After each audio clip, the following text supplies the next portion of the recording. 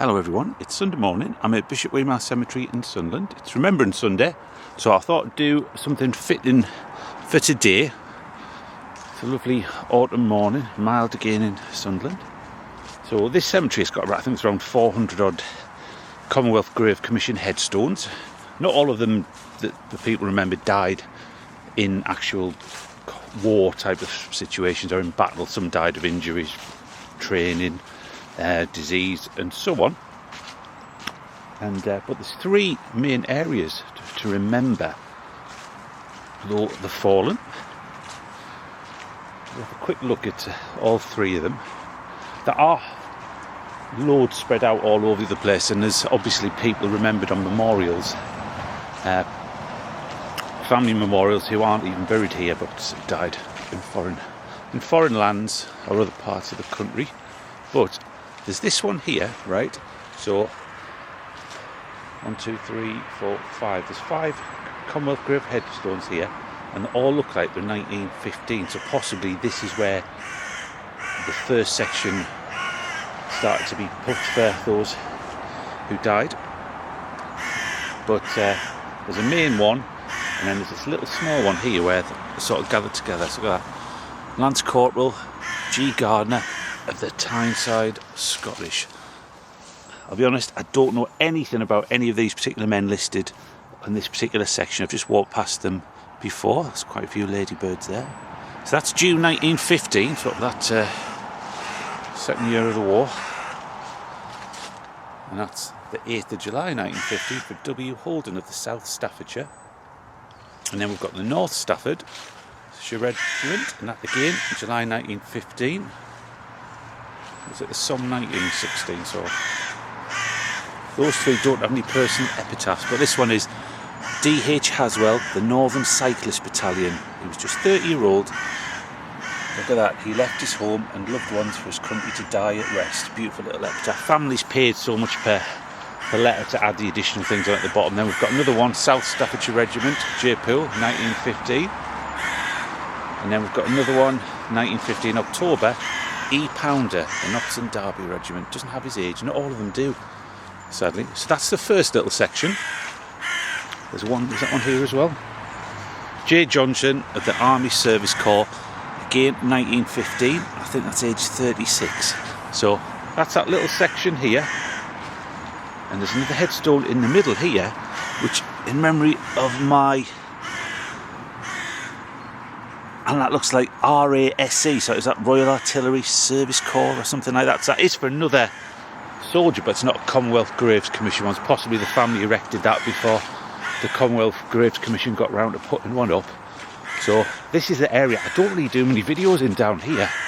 There are some interesting stories, but I tend to stay over that particular area, so I'll go and show you the second bit. It might be a little bit quiet because we're next to Chester Road here, and there's a loud crow over. There is a big Sunderland Remembrance service on today in the town centre, city centre I should say, isn't it? I've never actually been to it. I've been in town when it's on and seen people arriving, but it's either the biggest or one of the biggest outside of London. So I'll be very busy in town today. And then the second one was just through here. Oh, there's a crow following us. Absolutely gorgeous morning. It's like September, October at the moment in Sunderland. See, all the leaves are down. Cemetery looking rather nice. And here we are. And I'll show you a really classic headstone in a moment, or memorial I should say. And look at this. So we're up 1916 here. This is W. Broomfield, a stoker in the first class Royal Navy something K HMS Nubian, 27th of October 1916, age 26 sadly. Stoker, I think that was a person who stoked the fires on the ship. But there's this little section. I never really noticed this till a couple of years ago down here. As you can see, if I just scan along the camera there, that's that. It's probably about 20 odd headstones down here. So many different regiments, you see. That's a G.E. Retallick, Tyneside Scottish. It's not a common surname, Retallick. 1917. 1970, that's R. Hodgson. Now we've got, you see all the regiments they're in, or what service and what rank they're held. So that's a sapper, J.G. Elliott, Royal Engineers, 15th June 1917, age 42. Ever remembered by all. So possibly, with being a sapper, he might have been involved with their trenches or undermining German trenches. Durham Light Infantry at the ages 24, 35, 38. Like that, GB Mustard, East Yorkshire Regiment, age 38, and his family or his wife or somebody's put on there, he died that we might live. Lovely little epitaph. And it goes all the way down here as well. Again, it's well maintained.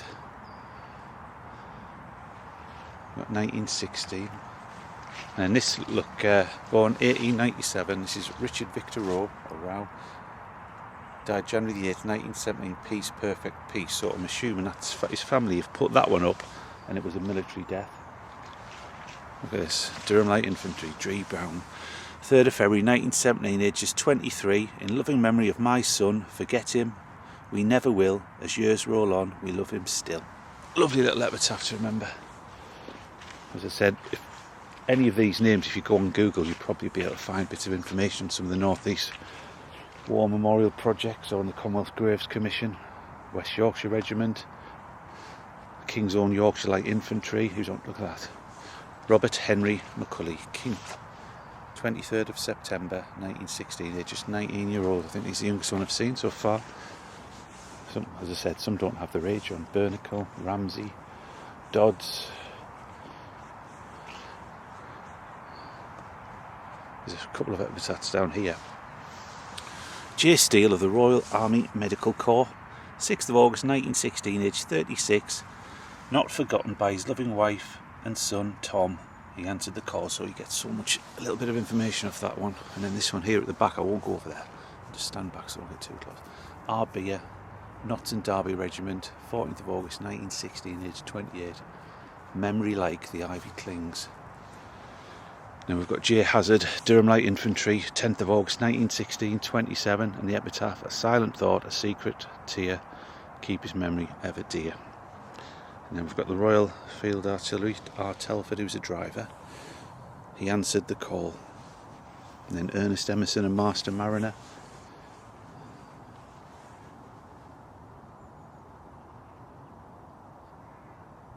It doesn't actually mention anybody there, so I think this might have been here already before that grave, and then this is all these have just been put around it.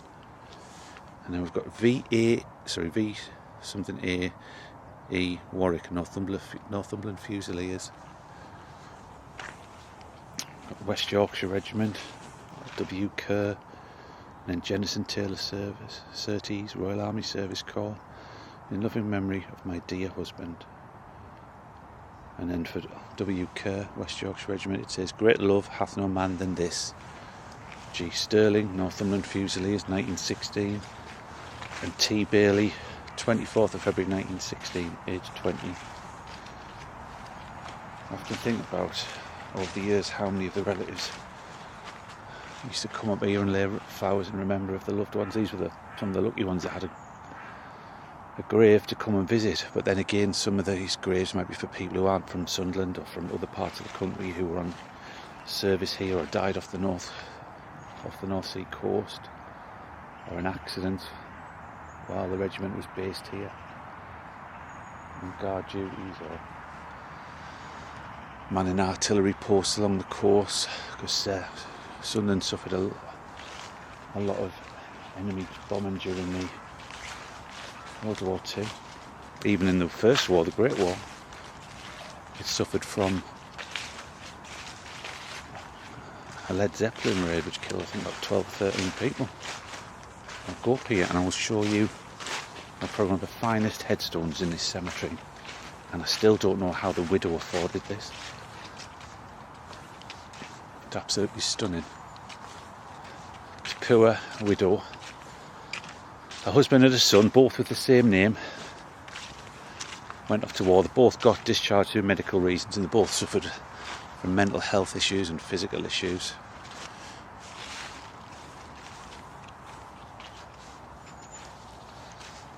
Sadly, each one of them took their own lives in the River Wear. And then later, Eleanor, that was the wife of George Fielding, her daughter took her own life as well. But look at this, right?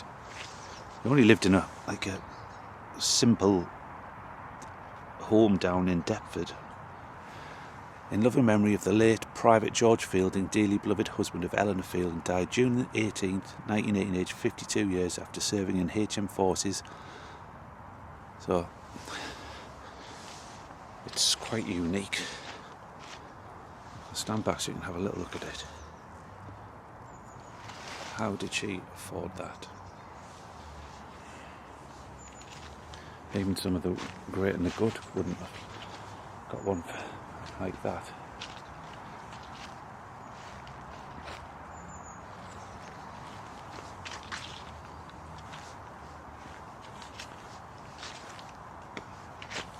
There is one other one around here, oh, on the back of here. See, that's what I mean about people being remembered who died in other places. Private George H. Scrafton, of the 22nd DLI, grandson of R&M Scrafton, killed in action in France, July the 19th, 1916, aged 24 years. He answered the call. So I think it was either June or July. The Somme took place, but it could have been any part of the Western Front in France. I'm going to walk slowly up here because there's people paying their respects in the main section, so don't want to get them in the camera. I have done a couple of videos here before which will show it close up in a lot of the headstones. It's quite busy. It's busy, the cemetery, this morning. I was a little late getting here. It's a bit of a walk from where I live, and I popped into Barnes Park to take some photos on the way up, so I'll just go back up a little bit because there's a few people about.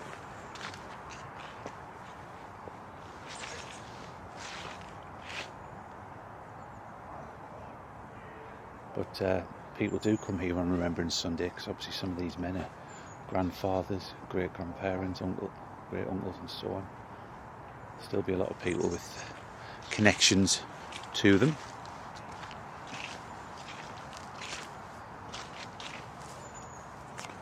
Got a few minutes left anyway, but I'll just stand back. I'll have a walk up and I'll just show you it from a distance.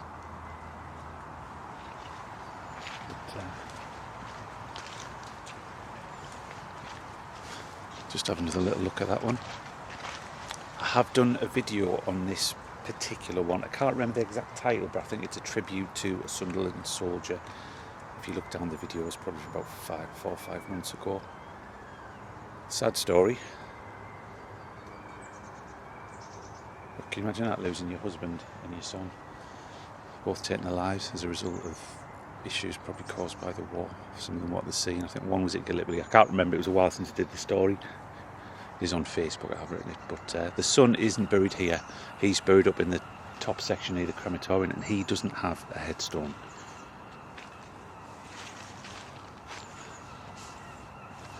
So what we'll do, we'll just walk up from the side now. I'll just show that on the video from a long distance. But as you can see, it is an absolutely huge cemetery, this one.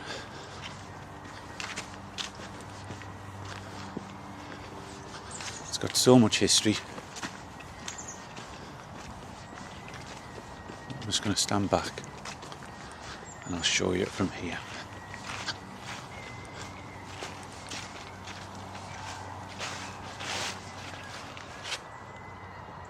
As you can see, all of them laid out there.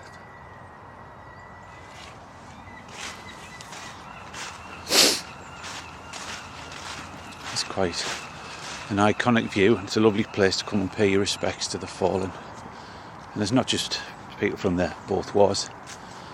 There is somebody who served in more recent times. So if you look across, that's the main section. As I said, I'm not going to go in because there's people paying their respects. So thank you very much for watching, and just take care. See you later. Bye.